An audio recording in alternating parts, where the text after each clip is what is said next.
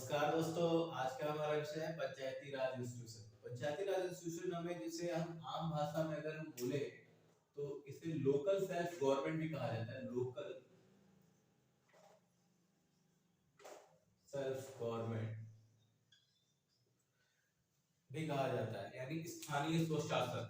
स्थानीय स्वशासन, अगर हम इनके कॉन्सेप्ट की बात करें कि पंचायती राज का कॉन्सेप्ट हमारे हमारे देश में या हमारे मॉडर्न कल्चर में फिलहाल के टाइम में कॉन्स्टिट्यूशन में कहां से आया, या इसका विचार हमारे नेताओं के बारे में, हमारे संविधान निर्माताओं के दिमाग में कैसे इस तरह के विचार आए, तो इसको जानने के लिए हमें थोड़ा पास्ट में जाना होगा।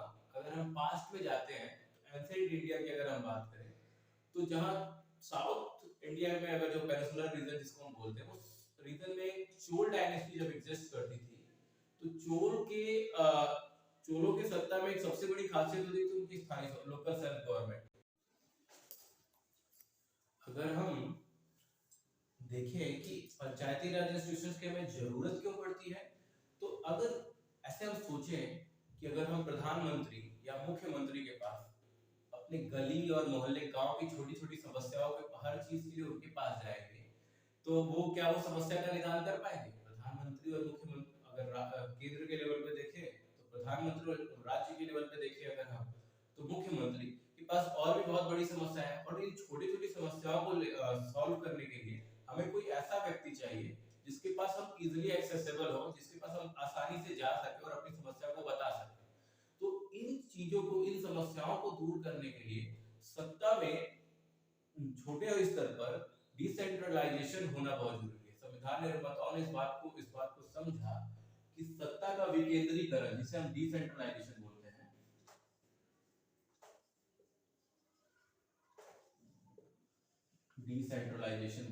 सत्ता का विकेंद्रीकरण, डिसेंट्रलाइजेशन होना बहुत जरूरी है।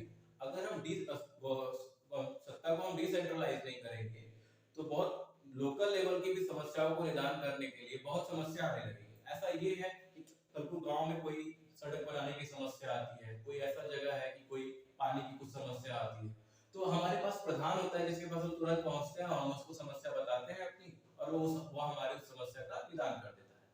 तो पंचायती राज का की विचार हमारा इस कॉन्सेप्ट से है। इस तरह से हमारे ये व्यवस्था एक तरह से हमारे लोकतंत्र में लोगों की भागीदारी को बढ़ाता है, और बोले तो सत्ता में डिसेंट्रलाइजेशन होने की वजह से स्थानीय लोगों को भी महसूस होता है कि हम भी कहीं ना कहीं इस प्रशासन में भागीदार हैं, जिससे वो अपनी भागीदारिता को मजबूत रूप से सत्ता में रहते हैं, और हमारे लोकतंत्र को ये व्यवस्था मजबूत करती है। तो ये तो बस इसकी फैक्ट, ये चीज तो इसके बारे में कॉन्सेप्ट हो गया कि पंचायती राज की अवधारणा आई कहां से। लेकिन अब जो इम्पोर्टेंट फैक्ट इसके बारे में हम जानना चाहते थे वो हम जान लेते हैं। सबसे पहले अगर इंडिया के पुराने कॉन्सेप्ट में अगर हम देखें तो मैंने अभी बताया कि चोल साम्राज्य जब थे तो वहां पे चोल साम्राज्य में, एंशिएंट इंडिया में चोल साम्राज्य में नाडू नाम के एक शब्द का उल्लेख मिलता है, जो गांव का समूह होता था। और वो गांव कैसे होते थे? स्वायत्त होते थे।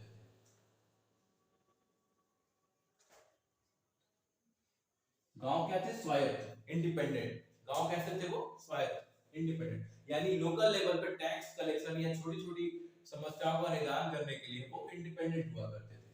फिर हम जब मॉडर्न एरा में आते हैं तो 1882 में लॉर्ड रिपन जो एक अंग्रेज गवर्नर हुए हमारे समय में, उन्होंने वायसराय हुए, उन्होंने 1882 में भारत में स्थानीय स्वशासन की शुरुआत की। इसलिए रिपन को बहुत जगह हम देखने को मिलेंगे कि भारत में स्थानीय स्वशासन का जनक भी माना जाता है।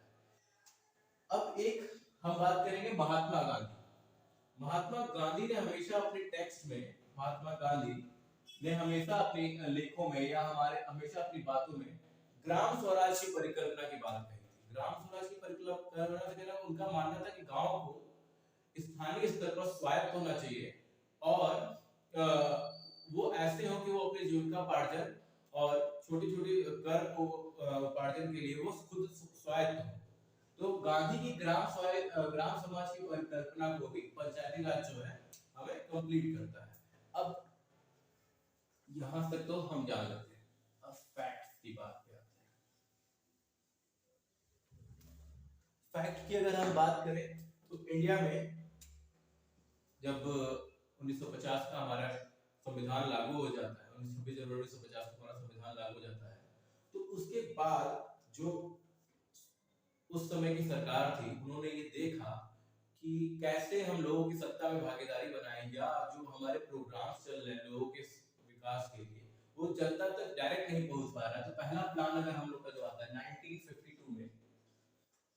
1952 में कल्चरल डेवलपमेंट प्लान, जिन्हें हम सीडीपी बोलते हैं, कल्चरल डेवलपमेंट प्लान, एक बार फिर से मैं बोलूंगा कल्चरल डेवलपमेंट प्लान, ठीक है। फिर यही इसी प्लान का नाम 1953 में चेंज करके 1950 नेशनल सर्विस एक्सटेंशन रख दिया जाता है, नेशनल सर्विस एक्सटेंशन रख दिया जाता है। ये भी प्लान सफल नहीं होता है, तो 1957 में 1957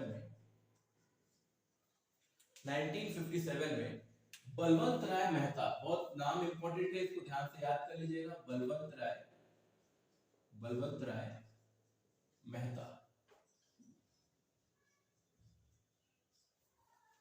की अध्यक्षता में एक कमेटी गठित की जाती है।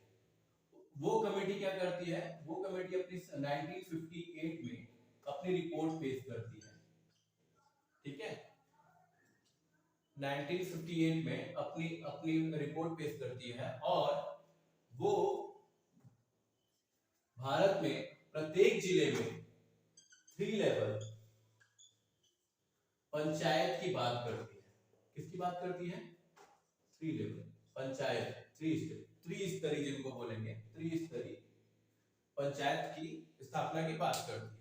वो त्रिस्तरीय पंचायत, तो बलवंत राय मेहता को हमारे पंचायती राज का जनक बोला जाता है, बलवंत राय मेहता को हमारे पंचायती राज का जनक बोला जाता है। इसके द्वारा 1950 ये रिपोर्ट जो अपनी पेश करते हैं 1958 में करते हैं, फिर 1959 में इस रिपोर्ट के आधार पर राजस्थान के नागौर में, राजस्थान के नागौर में, नागौर जिले में सबसे पहले पंचायती राज व्यवस्था की शुरुआत की जाती है। आगे ये हम देखेंगे कि आंध्रा में लागू होती है, धीरे धीरे अन्य राज्य धीरे धीरे इसको अडॉप्ट करते हैं, लेकिन अभी भी हमारे संविधान में इसको शामिल नहीं किया गया था, क्योंकि एक संविधान में शामिल नहीं किया गया था, संवैधानिक दर्जा नहीं दिया गया था। अगर हम बोले कि आर्टिकल 40 जो हमारे डायरेक्टिव प्रिंसिपल ऑफ इंडिया के डायरेक्टिव प्रिंसिपल का पार्ट है, उसमें हम देखेंगे कि आर्टिकल 14 में गांव को पंचायती राज बनाने का निर्देश दिया गया है, लेकिन वो एक तरह से पंचायती राज को अनिवार्य नहीं बनाता है, निर्देश दिया गया। आर्टिकल 40 पंचायती राज की बात है, मतलब पूछा जाता है संविधान में पंचायती राज की बात किसमें की गई है, तो हम बताते हैं कि आर्टिकल 14 में किया गया है, लेकिन अभी तक इसको संवैधानिक दर्जा नहीं मिला था। अब कुछ धीमे धीमे जब और राज्यों में पंचायती राज की स्थापना होने लगती है, तो हम देखते हैं कि कुछ समितियां ऐसे बनाई जाती हैं इनमें सुधार करने के लिए, जो बहुत इंपॉर्टेंट है और जो अक्सर परीक्षाओं में पूछ ली जाती है। तो इन समितियों के बारे में हम आप सबको बताते हैं। पंचायती राज से जुड़े जो इम्पोर्टेंट कमिटीज हैं उनके बारे में मैंने यहाँ पे डिटेल में लिख दिया है, उनके वो कब गठित हुई थी और उनका सन कब था, यही हमें पूछने को मिलता है। कई बार इनको अरेंज करने को भी दे देता है, कई बार कुछ नाम ऐसे दे देंगे जिससे पूछेगा कि इसमें से पंचायती राज से जुड़ी कमेटी कौन सी थी, कई बार इनका सन पूछ लेता है। तो मैंने ये जो है उनको लिख दिया। मैंने जैसे पहली कमेटी जो बनी थी बलवंत राय मेहता कमेटी, उसकी स्पेशल चीज क्या थी, इसमें 3 लेवल या त्रिस्तरीय पंचायतों की बात की थी। फिर दूसरी कमेटी हमारी पंचायती राज से रिलेटेड जो गठित हुई थी, उसमें क्या बात की गई थी, धीमे धीमे देखते हैं कि हम इसमें सुधार, हर लोग अपना अपना राय देते हैं, तब हमें जो मॉडर्न टाइम में अभी पंचायती राज देखने को मिलता है वो देखने को मिलता है। तो धीमे धीमे जब हम इसमें देखते हैं तो इसने क्या बोला था, 2 लेवल की बात की थी, यानी 2 स्तरीय पंचायती व्यवस्था की बात की थी। फिर 1985 में हम देखेंगे फिर एक समिति बनी है, इन्होंने भी 3 स्टेप्स यानी 3 स्तरीय पंचायती व्यवस्था की बात की थी। अब हम आते हैं 1986 में एलएम सिंघवी और फिर 1988 में पीके थुंगा समिति। इन 2 समितियों के फाइनल रिकमेंडेशन के बाद, इन समितियों की सिफारिशों के आधार पर धीमे धीमे अगर हम सबसे पहली बार देखेंगे जो इसकी पंचायती राज से रिलेटेड हमारा संसद में बिल कब पास हुआ था, तो 1989 में राजीव गांधी की जब सरकार थी तो बिल लाया जाता है, लेकिन वो बिल पास नहीं हो पाता है क्योंकि सरकार को कुछ दिनों बाद जो असेंबली थी वो टूट जाती है, सब लोकसभा का कार्यकाल खत्म हो जाता है। तो 1989 के बाद फिर 1992 में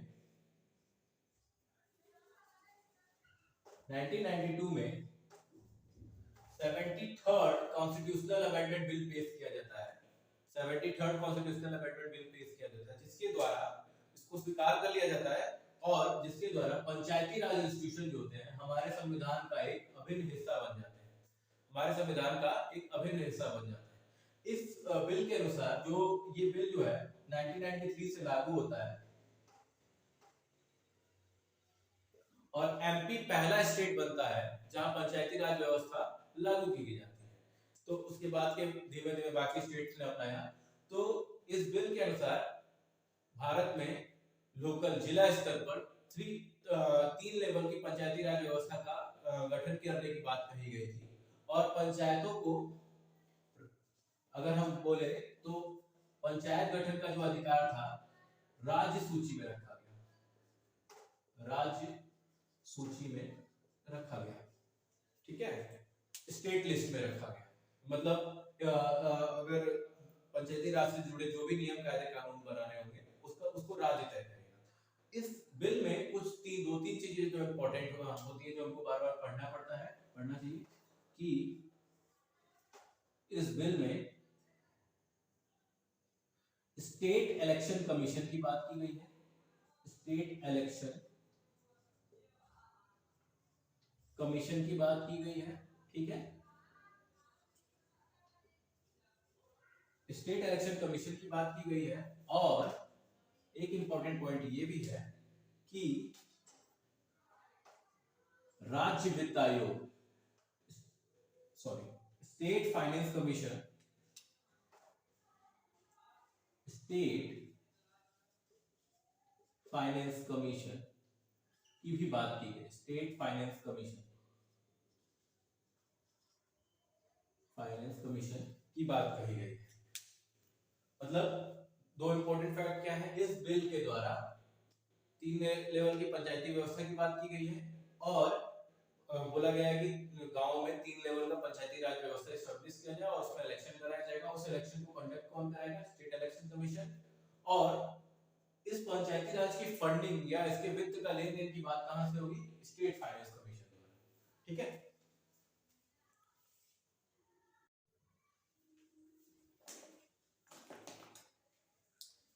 अगर हम कमिटीज के लेवल पे बात करें तो उसको हमने पढ़ लिया है और हम जैसे मैंने बताया कि स्टेट इलेक्शन कमीशन और स्टेट फाइनेंस कमीशन का गठन होता है। और अगर हम फिर फैक्ट्स के कुछ इंपॉर्टेंट फैक्ट्स और देखते हैं कि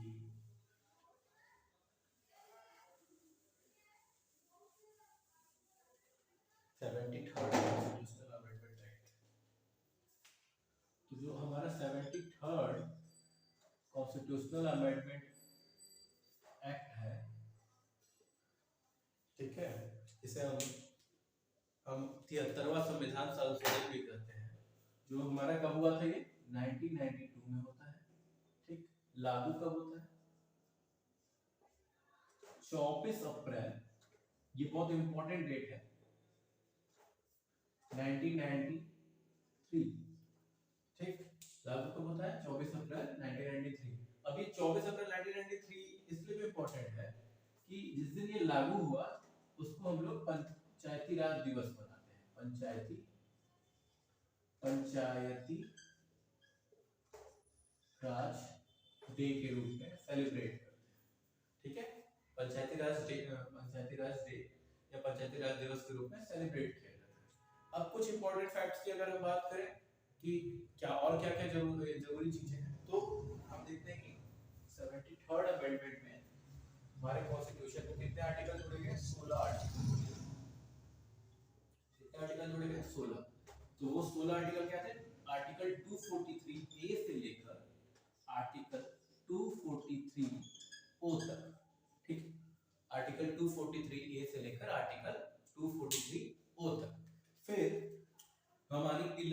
शेड्यूल जो है 11th शेड्यूल अनुसूची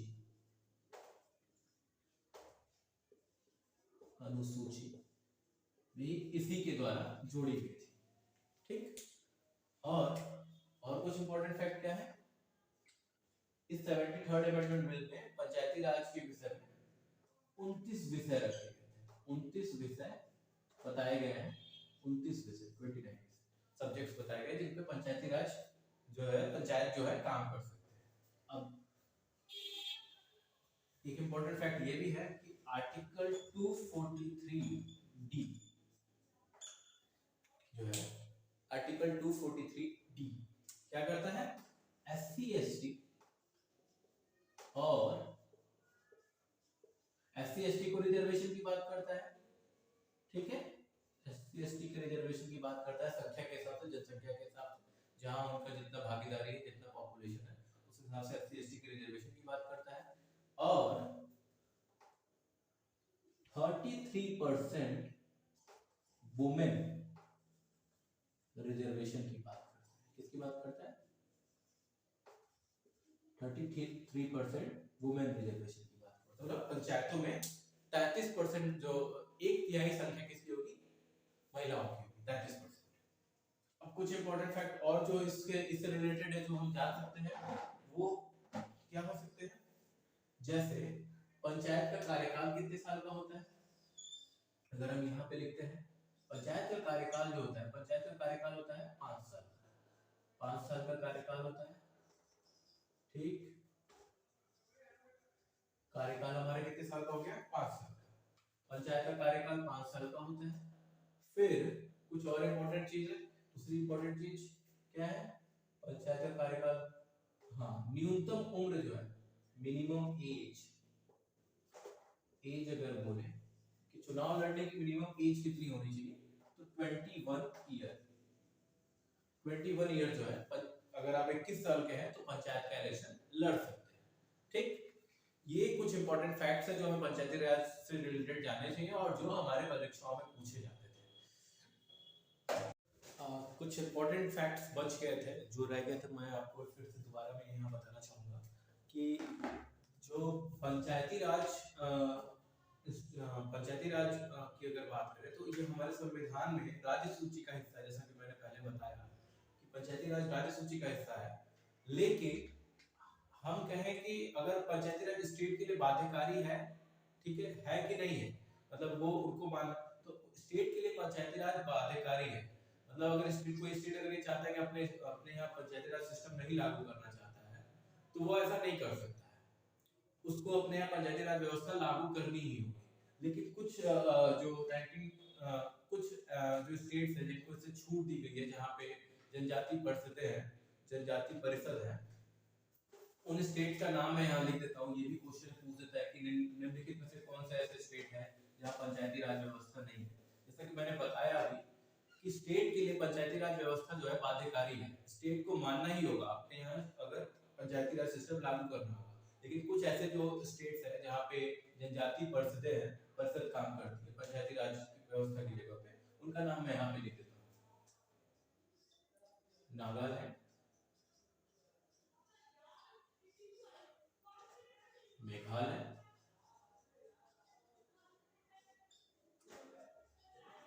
मिजोरम, ये कुछ ऐसे स्टेट्स हैं जहाँ पे पंचायती राज सिस्टम नहीं एग्जिस्ट करता है। यहाँ की वहाँ की जनजाति परिषद एग्जिस्ट करती है। तो पंचायती राज सिस्टम के अगर पूरी डिटेल से अगर हम देखें तो जैसे कि मैंने कंप्लीटली बता दिया कि अगर जैसे ये हमारे डीपीएसपी का हिस्सा है, इसलिए कभी-कभी सेंटर भी चाहे तो इस पे कोई नियम कायदे कानून बना सकता है और स्टेट के लिए वो बाध्यकारी हो जाते हैं, स्टेट को उसको लागू करना पड़ता है। क्योंकि अगर हमने देख रहे हैं कि ये राज्य सूची का हिस्सा है कि इस पे कानून बनाने का हक स्टेट का है, लेकिन कुछ मामलों में सेंटर भी चाहे तो इस पे कानून बना सकता है। दूसरी अगर हम बात करें तो एक बहुत इंपॉर्टेंट टॉपिक, अगर कुछ क्वेश्चन जो फैक्चुअल इससे पूछे जा सकते हैं कि जो स्टेट फाइनेंस कमीशन होता है, ठीक है, स्टेट फाइनेंस कमीशन और स्टेट इलेक्शन कमीशन, ठीक है, स्टेट इलेक्शन कमीशन जो लोकल स्तर के जो चुनाव होते हैं, स्टेट इलेक्शन इनके इनकी नियुक्ति, जो इसका अध्यक्ष होता है उसकी नियुक्ति या इनके सदस्यों की नियुक्ति कौन करता है, इसकी और इसकी, इन दोनों की नियुक्ति जो होती है राज्यपाल करता है। ठीक है, इन दोनों की नियुक्ति जो है राज्यपाल करता है। और अगर जब इनको हटाने, इनको हटाया कैसे जा सकता है, तो इनको हटाने, चूंकि ये संवैधानिक निकाय हो जाता है इसलिए इनको हटाने की प्रक्रिया थोड़ी डिफरेंट हो जाती है। इनको डायरेक्ट राज्यपाल डायरेक्ट नहीं हटा सकता। ठीक है, तो संवैधानिक निकाय है तो इनको हटाएं कैसे, तो राज्यपाल जो है राष्ट्रपति के पास इनको हटाने की सिफारिश भेजता है और राष्ट्रपति जब उसको एक्सेप्ट करते हैं तो इसके सदस्यों को हम रिमूव कर सकते हैं या इम्पीचमेंट या हटा सकते हैं। ठीक है, तो ये कुछ फैक्ट्स थे जो बच गए थे, मैंने